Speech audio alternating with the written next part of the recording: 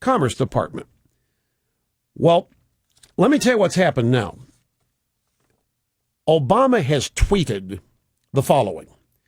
If a teacher, police officer, or first responder has made a difference in your life, share your story here.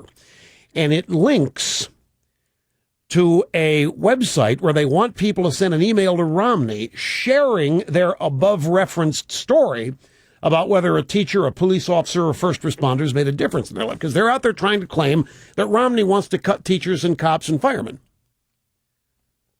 That's all they've got. Romney wants to cut these jobs. So what Obama does, he tweets out, hey, if a cop or a firefighter, teacher made a difference in your life, share your story at this link. It's an email to Romney.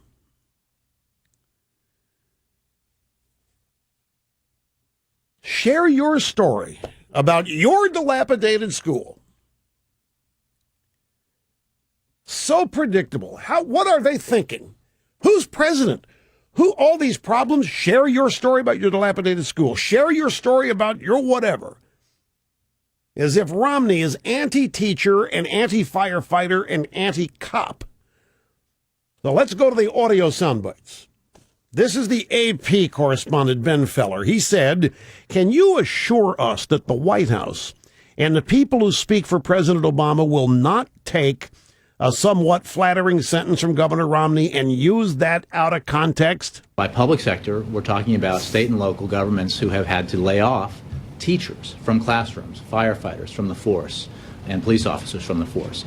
That was the context in which he was speaking, which I think everyone in this room was aware of at the time. Certainly, we believe that you all ought to do your jobs and report on context. You all ought to do your jobs and report on context. There was a little back and forth here. I remember it was Mark Halperin yesterday who offered a truce. Time magazine. You know when the media offers a truce, their guy's getting pummeled. So Halperin said, look, could we stop playing these silly little games? Everybody knows that Obama didn't mean the economy's good, and everybody knows that Romney doesn't want to lay off cops and teachers. Can we just accept that and move on?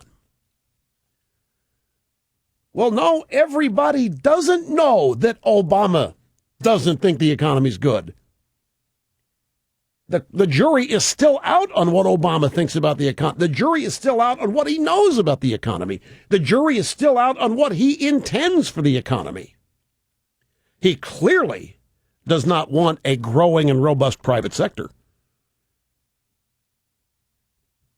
But I'll tell you, Jay Carney, you better be careful, because the last thing you and Obama want is the media actually doing their job. You guys, you start challenging these people to go do their jobs, and you are in for it.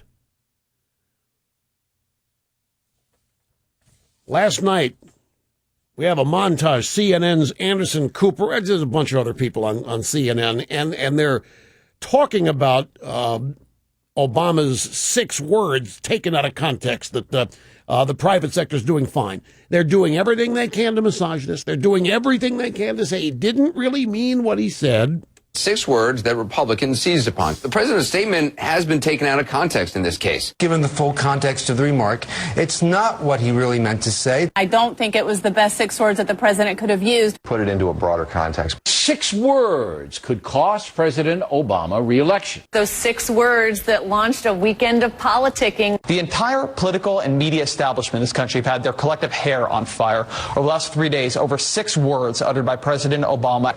But it's the 43 words that follow those 6 that are really, really important. Yeah, well then why is nobody talking about them? What are those 43 words? Anybody have any idea what the 43 words are? Who counted them? The 6 words don't need any context. The private sector's doing fine. Look, folks, I'm not going to bore you. I've explained this countless times, what Obama means by that. All right, one more time. When he says the private sector's doing fine, what that really means is the private sector's always doing fine. Everybody in the private, the 1% to him is the private sector. The rich, Walmart, big oil, big pharmaceutical. That's to him is the private sector. And they're rich, and they're getting richer, and they're always fine. The mom and pop drugstore, the mom and pop shoe repair store, that's not the private sector to him. The private sector is big corporations. And big corporations are hated by the American left. So the private sector is doing fine. Unemployment does not happen in the private sector, not in his worldview. When he followed it up by saying the public sector is where we're losing. In fact, as we said at the start of the show, the public sector is gaining employment. Public sector employment is up 11.4%. Unemployment in the public sector is at 3%. I mean, the two are not even comparable. The public sector is going gangbusters. And it is not possible for it not to be. Obama is taking as much out of the private sector as he can. We've got 4 million people who were working when Obama took office who aren't. Right there is shrinkage of the private sector. So when he comes out and says the private sector is fine, people who have a genuine intelligence and an understanding of matters economic understand that that is a huge gaffe. So he goes out there and tries to repair the damage, but doesn't say anything differently. Everybody hopes and prays in the left that he got it fixed and straightened out. So now they're talking, well, you took it out of context. You got to look at the other 43 words and so forth.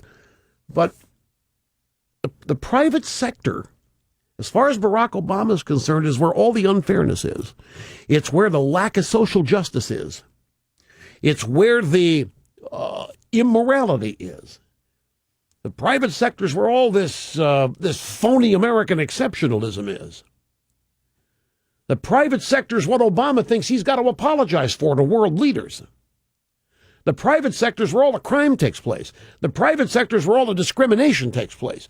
The private sector is where all the racism is. The private sector is where all the discrimination is. As far as Obama's concerned, that's never going to stop. That stuff's always there. That's what America is. America was unjustly founded.